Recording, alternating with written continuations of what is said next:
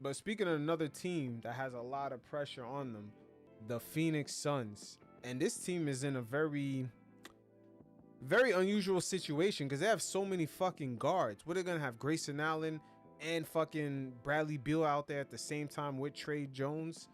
You know what I'm saying? Like, who's really defending? Who's rebounding for this team? So it's a very odd kind of roster construction that they got. Bro, I did like the point guard signings. I can't lie. I think Tyus Jones, Tyus Jones, he got for a great deal, and I also think he's also a good deal. Monte Monte Morris, Morris, yeah, because like correct. they lacked playmakers last season. Like when it came to structuring an offense, getting people to like their spots, it was bad. Where I think now they have point guards who can help them get to their spots. Defense will also be a problem, and I think rim protection, like you touched on, will be a problem. I think who do they have really off the bench? It's only there's only Yusuf Nurkic. It's not a good look. It's like for a team with the conference that they're in, the Western Conference, Correct. you do need a much more physical guy who can take on Jokic, Zubac, these kind of centers because they're gonna come in and night out, and if you don't have it, then you're screwed. Yeah, but you know what's so funny? Last season, this team actually held their own on defense. It wasn't a bad defensive team, but surprisingly, their offense, it wasn't even like the top, like, it was barely like top 10, their offense overall, which was surprising. Dude, they were the worst. I think they were the worst fourth quarter closing team. Like they were ass in the fourth quarter. Like Ye- it seemed like fourth quarter, it was just like hot potato. Like you get the ball, do whatever.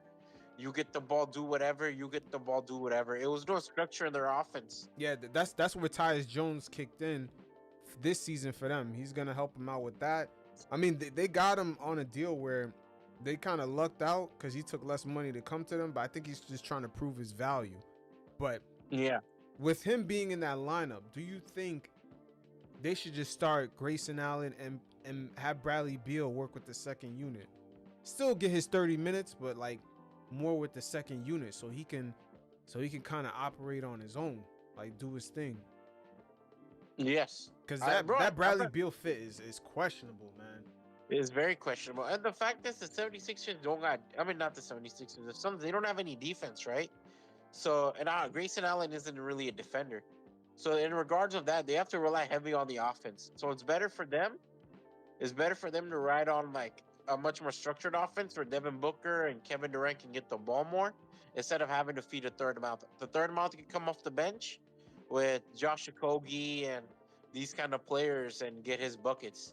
And I think that's the best deal for for the Suns. Yeah, that's a And lot then of money closing to be term, coming off the bench. That's like 50 mil plus. yeah, bro. Oh, That's why like we can admit like Chris Paul's washed, right? But I think that trade just proven bad because ideally, like sure, if we were playing pickup ball, it'd be fun.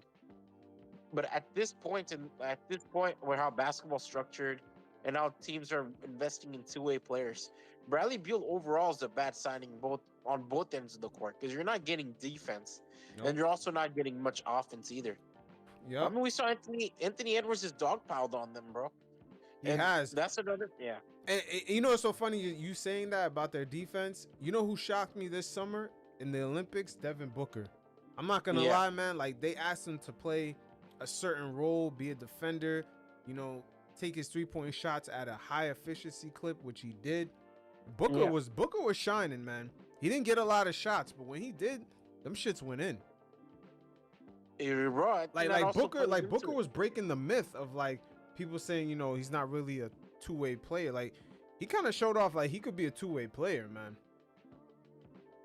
Bro, I think that the best thing that happened to him was the Olympics, where he had to play, where he had to figure out a new role. Like he had to be a role player for Steph, LeBron, and Durant, right? Mm-hmm. I think that's like the best thing that happened to him, where now he understands his role, and I think that's also why they made the move for Tyus Jones after the Olympics. Is you just realize like Devin Booker is one hell of an off-ball player, so now you can have shots set up for him where he doesn't have to be the predominant playmaker, look to create for others. Correct. He can just create a shot for his own, and that's the best. That's one thing that I love. I'm like, dude, just do that shit. Yeah, he can Like, do just be both. that He's off-ball he's he's player. on ball, like he can Yeah. operate really well out of the pick and roll, and he's good Yeah, at being off ball. But yo, 100%. Booker is reaching that little sweet spot. age Yeah, 27. He's been in the he's at league the for a prime of his while. career. Yeah, he's been in the finals maybe 3 years ago. Yeah, Booker is in that spot where it's like, yo, I need to start making shit happen. Like Durant needs that solo ring. Booker is in that sweet spot where he got to prove himself. There's a lot of pressure, I would say, on the Suns also on top of the 76ers this season. yeah. There's a lot of bro. There's bro. As long as you have like Kevin Durant, Joel Embiid, you're always gonna get pressure, bro. But I think Embiid, the pressure is, can he win the NBA championship? In prime of his career, the best shape of his, not the best shape of his career. Everything you want him to win a championship. Same with Kevin Durant. You're looking at a guy who's kind of at the last legs of his career.